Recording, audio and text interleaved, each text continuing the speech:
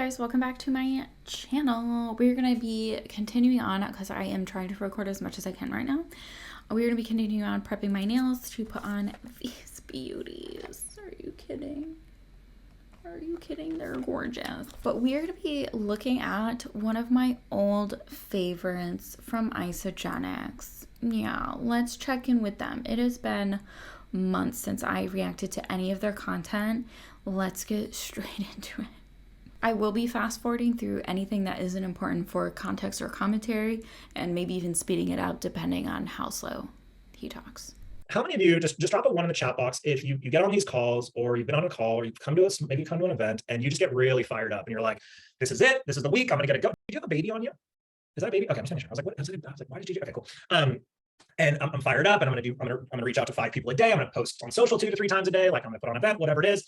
And you get fired up, and then you do absolutely nothing. Just drop one in the chat box. Just be honest. You just, and it's okay, because I didn't feel like that when I went to the Itworks event, and even the small one that I went to when I lived in Arizona.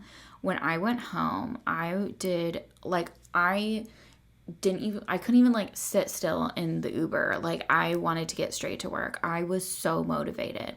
I don't know if some people felt like that, like they just wanted to do nothing, but I had things to do. I was very motivated. This helped you. Me too. Okay, me too.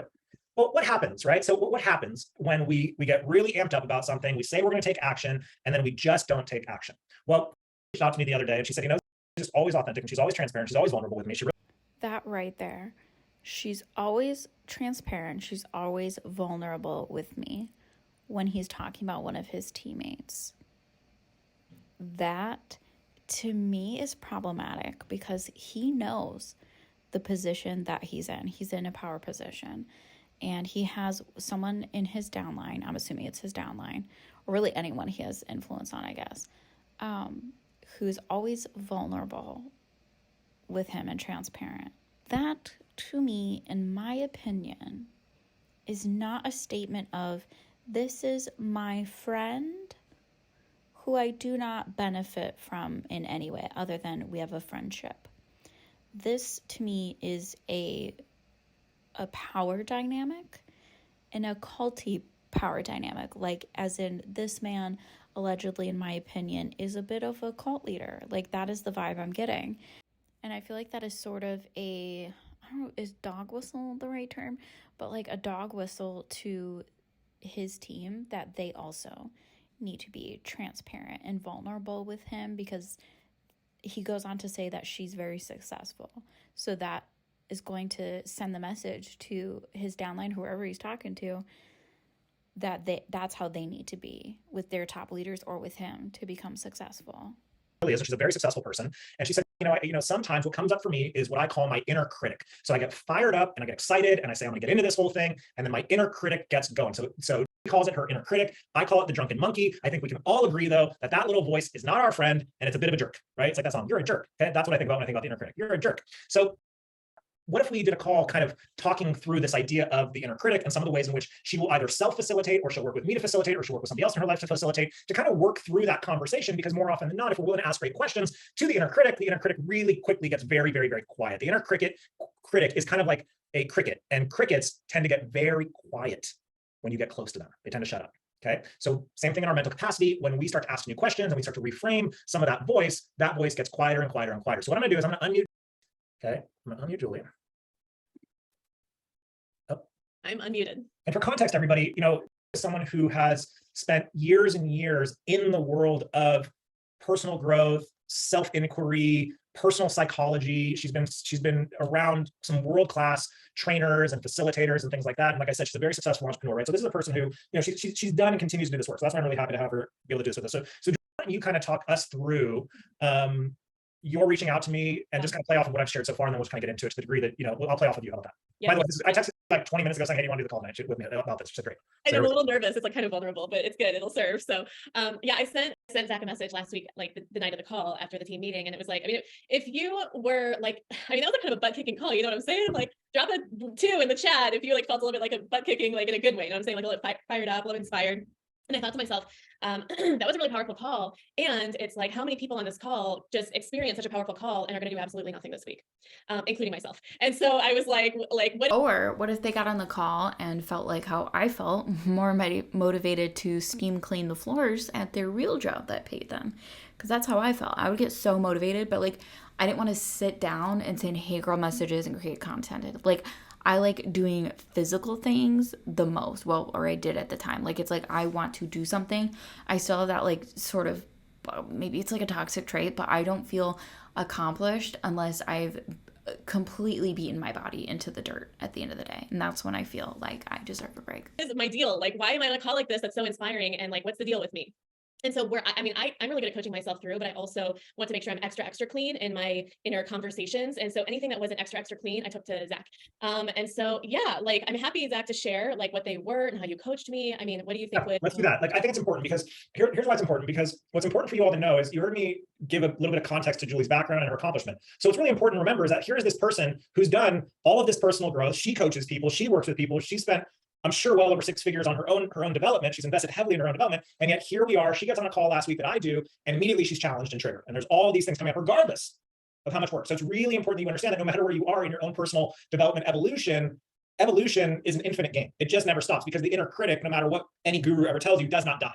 Okay. And no matter how many of your friends go to Bali and tell you that they've had this ego death, that's just their ego telling you that they've had an ego death. Okay. Just be very clear. The ego does not go away. It doesn't go away. It doesn't. Okay. Unless you are Buddha or Jesus or any number of the other avatars that have existed, we're human. Those egos are hanging with us. Okay. All right, Julie, go ahead. Yeah. I actually do agree with that. I did not think that this man was going to say anything that I agree with when it comes to spirituality. So, okay, my first one was I am preparing for like the biggest launch of my life this next week. I'm doing very big, important things. I'm busy. I have other stuff going on. And how the heck am I going to, like, not only how the heck am I going to get my reach outs in, it's like my reach outs are like the last thing on my mind. Like, they're not that. Her cold messages. People like to rebrand things in MLMs. So it's like kind of sneaky, they think. But they feel like if you call it reach outs, like people aren't going to hear them say cold message and be like, oh, I don't want to do that. So they're calling them reach outs. It's the same thing. Important. Okay. So notice what she says, right? So I have big things going on. Now, how many of you just drop a 2 in the chat box where we can just replace, You're on number 3. If you're going to beg for interaction when there's no algorithm, keep track of your numbers, bud. Big things with important things in your mind, right? I have important things going on. I have kids things going on. I have work things going on. I have my boss is a jerk things going on. My partner's being asked this week going on, right? Whatever it is. Okay. So there's just some conversation of what's going on in the head. Okay. So the drunken monkey is screaming. The inner critic is loud. Hey, pay attention to me, pay attention to me, pay attention to me. So that's what's coming up for is how am I going to get any of this done? Okay. And I'll even add to that. It's like, even if I do put in some of that effort, it won't be significant enough to amount to anything anyway. So it's probably just a waste of time. So it's better to just not even do it. I don't want to waste my time. Oh, and so here comes Eeyore. Yeah, some people do get stuck in that. And sometimes like MLMers talk about valid subjects, but the way they talk about it makes like they invalidate that instead of like finding a way to actually fix that. I feel like they more so just want to guilt you. From Winnie the Pooh goes, why bother? What's the point, right? Why bother? And here's Eeyore, right? So how many of you just dropped a 3 in the chat box also have operated like an Eeyore before? Why bother? Right? Why bother? What's the point? If I can only do 1 a day, that's not going to make a difference. Okay. What else, Julie? Well, so those I shifted myself through because and I took that to you. That's what I was thinking. But yeah, I took it to you. But by the time I shifted myself, the way I shifted myself was I said to myself, okay, hold on though. Like, okay, the way I see it, I should be really focused on 2 things mostly. One is 5 reach outs a day, and one is building my list of leads. And so I was like, You're gonna get nowhere with 5 reach outs a day. And so I was like, do I have like 5 minutes to go add names to my list of leads, or to even go look at my list of leads? And if I don't have enough people on my list to do 5 reach, sorry, I'm doing this backwards, to go look at my list of leads, and do I have 5 minutes to go look at my list of leads and reach out to 5 of them? And if I don't have 5 people to reach out to who I haven't reached out to yet, can I use that time to add to that list? And then likely feel inspired to reach out to those new 5 people. And that would probably take a total of like a grand 10 minutes. Like, really, I don't have time for that, really? So that's how I shifted myself around that one. Okay, so everybody, this is really powerful. So how did she process herself through it? She asked herself new questions. Simplest way. But here's what else Julie did. Let me ask you all a question. Just answer yes in the chat box if you agree. Sorry, just answer this however you want. Are critics, whether it be restaurants, film, sports, theater, my question is, are critics always critical? Are critics always critical?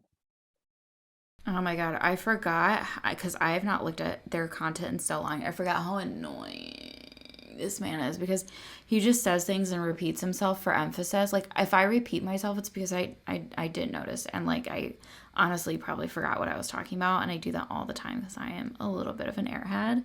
But he repeats himself for emphasis because what he's saying, he thinks it's like juicy, like life-changing stuff, and like 99% of the time it's not. And he loves to hear himself talk. No, of course not.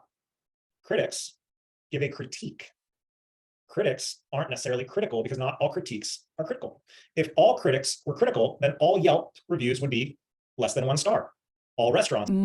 Okay, not all of them. Like, if you want to have literal thinking like I tend to do, sure.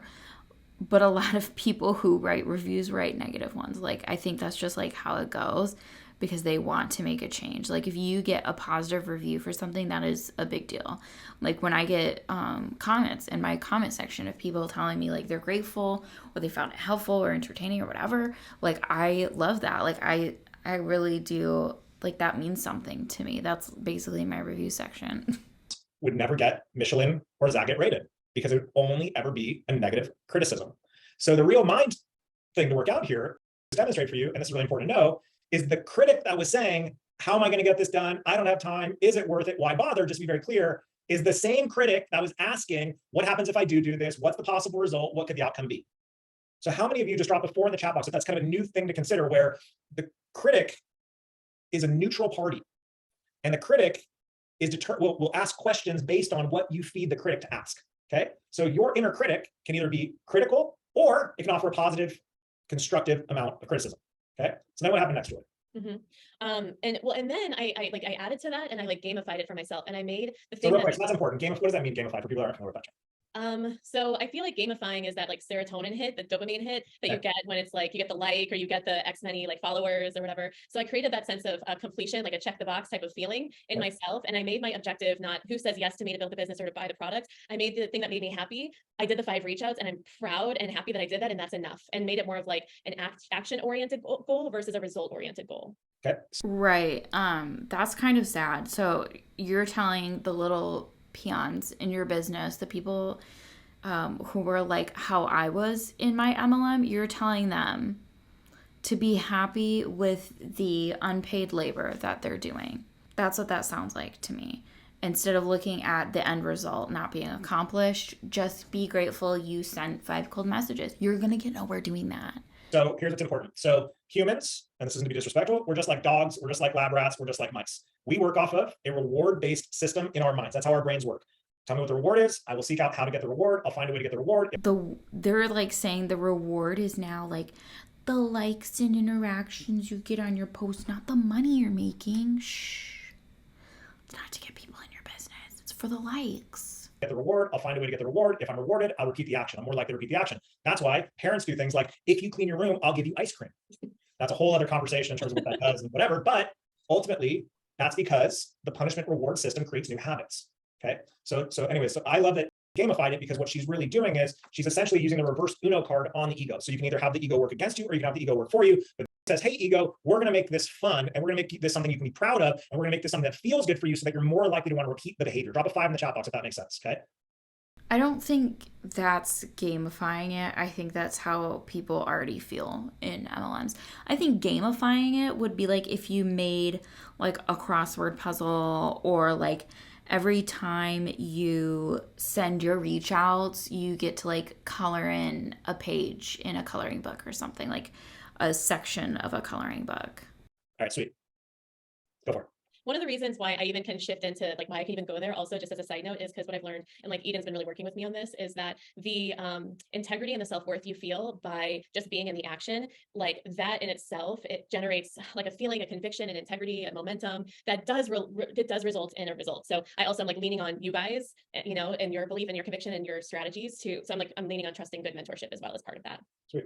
So that's important also. So well, if you want good mentorship, don't listen to any of these quacks. So that's important also. So what she's doing is she's also taking an inventory of what are my resources?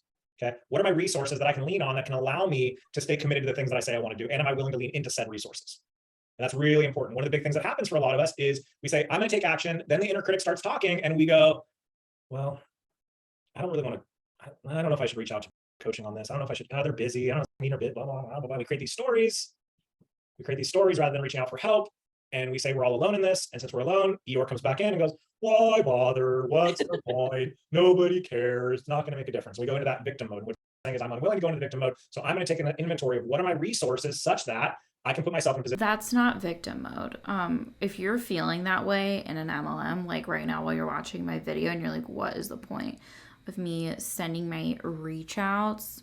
There is no point. It's busy work. You're doing free marketing for your MLM. Like you're volunteering for an MLM because you're not getting paid for that. You're only getting paid when a transaction happens, and people like this are trying to convince you to see it differently because some people are starting to see the light, and people like the anti-MLM movement is getting bigger and they're trying to get ahead of that even though they're behind. To be victorious as opposed to feeling like a victim. Yeah. Exactly. Yeah. Including going to NYKO, including going to University in Action, including all of that. Yeah. Okay. All of it. So pretty much at that point, that inner critic dialogue was handled, and I just presented it to you. I was thinking this, and now I'm good, but FYI. So that was handled. The next one that I had was I have like a lot of health coach friends, and a couple of them, like I have started posting biohacking stuff, and I like mentioned to one of them who kind of knows the ISAGENIX products. I was like, yay, we're like pivoting to biohacking. I was super excited. And she was like, I'm super excited about participating in buzzwords. And sometimes like buzzwords are good, so that way like we're all on the same page. But I just, for me, I don't mind a good buzzword, but I don't like the ones in the health and wellness space. I think just because I was in a health and wellness MLM. So when I see biohacking, it's just marketing and it's cheap to me. a massive like wet blanket and started talking about how the products aren't really like real biohacking. And what it did to me was it diminished my belief in the product and in the stack. And I can't sell something I don't believe in. So it's not that I don't believe in ISAGENIX. So someone more qualified than you gave you the straight poop and you said, now I have to think about it. And I have to think about what you said. What if it's true? These are my products and I love them. This MLM would never lie to me or lead me astray. So it's not that I don't believe in ISAGENIX products. It's that I didn't have like a full 100% FES conviction behind like this. I can stand behind. Everybody go buy it right now. And so I brought that conversation to Zach. Okay, and so what did that look like? What did you learn on that? So instead of listening to people more qualified than me, I brought it to my upline. Excellent. Circular logic. Yeah. So what I learned is that, well, I don't know how much I can say about what you shared. I mean, I don't think I said anything that I wouldn't say here. Okay. I mean, it's being brought, like the stack is being brought to some very big players who are like pretty much invented the biohacking space and they're actually excited about it. And that's all I'll say about that. 'Cause I don't know if I'm allowed to say the names, but that like they're excited about it. Like they're bought in, they're excited. Also a lot of like some of the biggest teams in ISAGENIX, like Zach has gone and trained and they're like over the top enthusiastic about the opportunity. Like they're bought in, they get it. And for me, that was enough credibility for me to be like, oh, and the other thing you said was the people who, we're doing the wet blanketing have their own kind of like stake in the game in the health coaching world and they're like competitors in a way. So to consider their and that's not to say like all health coaches are like super qualified. They might be quacks too. Like that's its own separate issue, but it's funny that they're not going to listen to anyone. Like she's like, "Oh, I heard a different opinion." And I'm not going to listen to that. I'm not going to take that. I'm going to lace up my boots and run straight back into my echo chamber. Maybe the agenda that they might have. Those are some of the things I got from agenda. So the main guy on this call is talking about don't get triggered, and this girl's talking about agendas. You know what? Let me not. What you said. So this is really important. So when we have an inner critic that's going on, and we have an inner dialogue that's going on, and then we decide, okay, I'm going to take an action outside of what the inner critic says, and then we go to an outside person, and that outside person could be virtual. We could see a post on social that justifies how the inner critic was thinking. Now we go, oh, look, there's more evidence that the inner critic is right. There's more evidence that I shouldn't lean into this, that I shouldn't go all in. There's more evidence. Look at that. Look at that. And yes, you should always consider that evidence. Like you shouldn't just push it out. Like you should take that and consider it and mull on it for a little bit. You don't have to like make decisions just because you found something that like goes against what you say.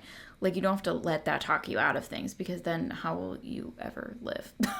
Unfortunately, and this isn't a commentary on Julie, she's as susceptible to this as we all are at this point, is we now live in a society where we see a single headline and we just accept it as truth. Oh, it must be true because that person said it.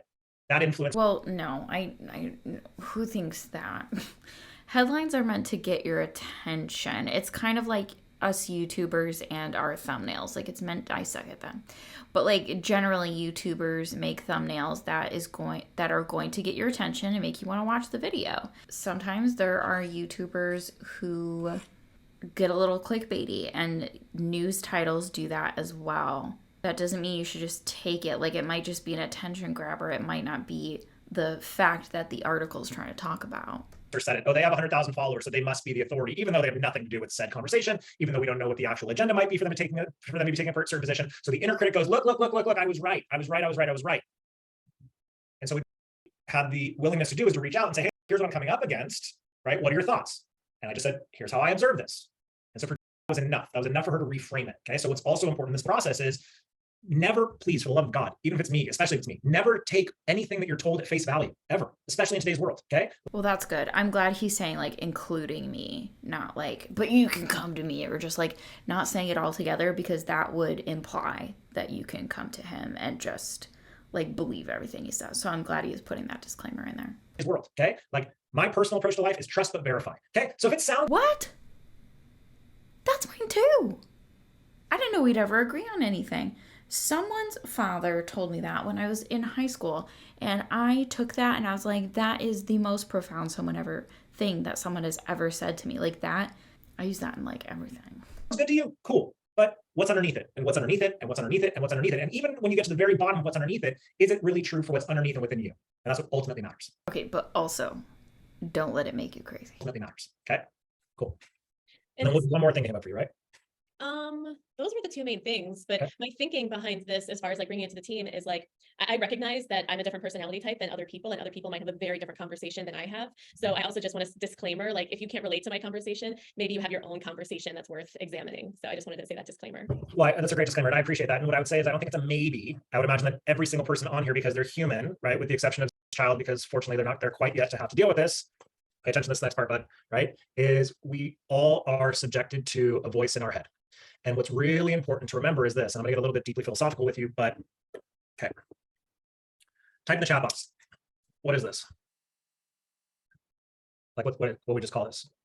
It's a bottle, right? It's a bottle. Now, how do you know that it's a bottle? Because you're the one observing. Breaking down basic concepts. They don't need your help with that. You don't have to break it that far down. Your team is not stupid. Correct? You're not the bottle, are you? That would be impossible. It'd be impossible for you to be the bottle if you're the one that's observing the bottle. Well, our thoughts are the same.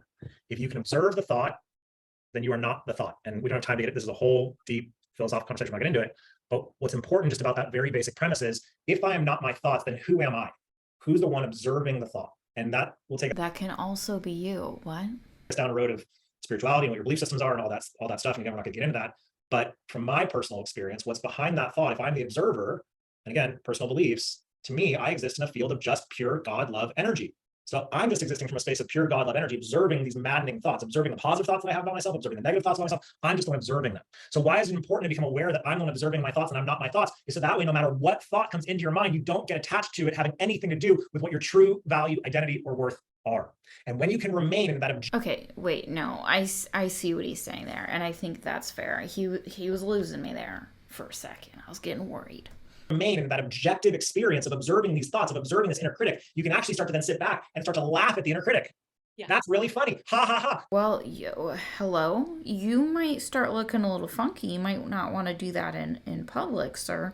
Thanks for sharing. It's really funny how you're presenting yourself today. This is really cute. Oh my God, that's adorable. Oh, we're still talking about that. And you're just observing it through a place of nothing more than fascination and curiosity.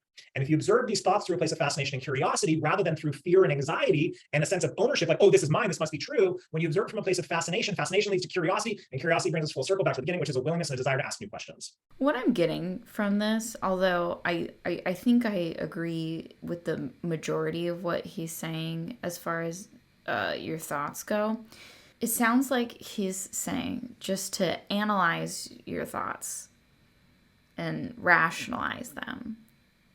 I think that's where he's going. But let's pause and ask ourselves why this kind of a team call is even happening in an MLM. What does this have to do with the products or the business? Oh, that's right. It has nothing to do with either one of these. This is for like self-development, in my opinion, indoctrination, brainwashing, keeping people in line. That's kind of what this is for to me, because this has nothing, like, this is unprofessional. in my opinion. And I think this is supposed to be motivating and help people like figure out what's going on in their heads. But I find this to be unprofessional. We can develop new answers. And again, we can train the critic now to provide constructive criticism as opposed to negative criticism. Okay. So anything else you want to add here before we start to wrap up? Are there any questions about this? There's a lot here. It's quite you know. Yeah. I mean, I'm like just as passionate about everybody on this call and everybody on this team winning as you are. And I like my big thing is like, take this and do something with it. And if you don't apply it to ISAGENIX, apply it to your life and like get better relationships and get healthier and, you know, like really take this and do something with it. And don't let this just be like an interesting call that you forget about. Yeah, 1000%. Look, ultimately, and I think Jill vouch for this with her experience as well. Look, ultimately, it doesn't matter what the strategy is. It doesn't matter what the templates say. It doesn't matter whether you get to the events, don't get to the events. None of that matters. It really does. It doesn't matter if you talk to 1,000 people a day. It doesn't. What matters is the game that you're playing inside here. That's the only. What the fuck? So it doesn't matter the work you do. Your mindset is what matters. Only thing that matters. And if you're willing to go to work on investigating why you think the way that you think and shifting that conversation internally. What does that have to do with the job? Oh my God. Who talks like this? If I went to go work at Publix and they started talking like this to me, I'd be like, wow, this is culty as fuck, and I'm out of here. You can put yourself in a position to truly take control of the exact same force that you believe is working against you. It will now start to work with you. And you will move from a place of feeling like the world is against me to truly understanding and believing that the world is working for me. And it's just these subtle shifts on a moment-to-moment basis where we're constantly reframing and recontextualizing our thoughts, our experience, our beliefs, our attitude that lends itself to a new result. But you've got to be willing to practice this internal game, because the more you want to practice the internal game, the more you're going to take external actions. And the more you take external actions, the more you're going to get results that you internally think that you need to get to become happy, which is also a whole other conversation, a whole big lie. Okay, but we're not gonna get into that, so we don't have time. Okay. But again, just coming back to the practice of just observing the thoughts with non-judgment. You're not good enough to do this. That's fascinating. What are we basing that on? Oh, nothing. Okay, cool. Well, what evidence do I have to suggest that I am capable of doing this? Well, let me write it down. Well, there's more evidence to suggest that I can do this than I can't do this. And then the inner critic goes, oh, I guess you're right. Give it a shot. I guess you're right. Any last thoughts? Anything else you want to add? No, this was great. If this resonated with you and if it supported you and if you do something with it, like if you could post in the Facebook group and tag me and like let you know, just like, that'd be awesome. Right. Why? Is it because you want people to come and see you as a celebrity? That I know she's making it seem to be like this whole like humble bumble thing. I don't think it is. I think it's because she wants to further her the fact that she feels like she's a celebrity and she wants to feel like she helped people. But you can do that with, you're telling people to put twos in the chat. Is that not enough? It would be really cool to know that you did something with it. 100%. And look, you've got to be willing to hold yourself accountable to playing this game. And if you don't know how to hold yourself accountable to playing this game, then lean into somebody and ask, say, hey, can I be, can we be accountability partners? And not from the perspective of like, I did my 5 reach outs today, but from the perspective of just sending a little group, even posting in the group saying, hey, inner critic was going nuts today, just going nuts, but here's how I worked myself through it. Or here's where I'm stuck. Any thoughts, any questions that you could see me asking? The coolest thing about network marketing, everybody. Yeah, the coolest thing about network marketing, please. One of the problems with that is you might be on one of those teams or in one of those companies where that will be seen as negativity. And you're not going to be met with people being like, oh my gosh, like I want to help you and like help you stay with it. Like you might be met with, why are you being negative? And you might be removed from chats.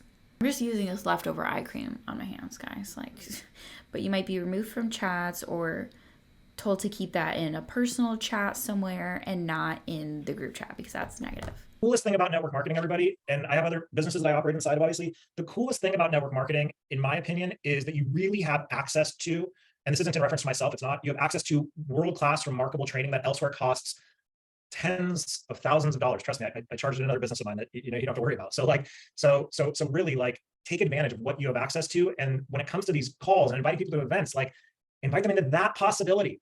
Hey, last time we were talking, you were really down, blah, blah, blah, blah. Hop on a team call Monday night. Like they're really inspiring. You learn a lot. Like we're getting personal development while learning how to get paid. Like jump in, plug in, stay connected, stay connected, stay connected. No matter what's going on, stay connected, stay plugged in. And most importantly, stay in some degree of. Yeah, most importantly, stay plugged in.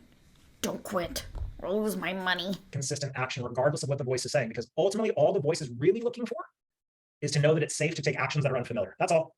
Because what you have is a reptilian brain that's thousands of years old that literally, this is how crazy we are, literally equates reaching out to a friend to get together for coffee or to take a look at a business. It literally equates it to, if we go out and get water right now, are we gonna get eaten by a saber-toothed tiger? That's literally what's happening in the brain. I cannot stand the whole, oh, well, in prehistoric times, this is what's going, like, please, I think we've all heard enough and we all understand that. Can we move on and accept the fact that that might not be the case anymore and we have evolved past that? Thank you. It's happening in the brain. It's so true. And so when you are able to laugh at it and look at it, you can look at the inner critic and go, bro, this is psychotic. We haven't lived in a cave for thousands and thousands of years, and saber-toothed tigers are extinct. Relax, relax. That's a Bengal tiger. And I don't think that's what's going on. I think people are just becoming aware, and, you know, this man is trying to shut it down. Well, and this lady. Like, they're trying to shut it down. No one thinks the saber-toothed tiger is going to come get them. They think that they are going to lose their money. They think they got wrapped up in an MLM and it was all for nothing. That's not a saber-toothed tiger, right? Even that, right? That's not a saber-tooth. Saber-tooths were terrifying. Their fangs were down to here. I remember going to red carpets when I was a kid because we studied dinosaurs the whole day. They had saber-toothed tigers. I had nightmares about those things. But the worst that's going to happen is a dog's going to come up to you at the park and pee on your leg by accident. I mean, that's the worst. Exactly, bro. Relax, just chill out. You know. Like, he's trying to oversimplify a very like a way more complex and deep-rooted issue. That is all I have for you guys today. If you like this video, give it a little like-see poo. Actually, I need to finish this. If you have commentary for the class, leave that down below, and make sure you are subscribed so you get to see all of my videos. Thank you guys again, and I will see you in the next one.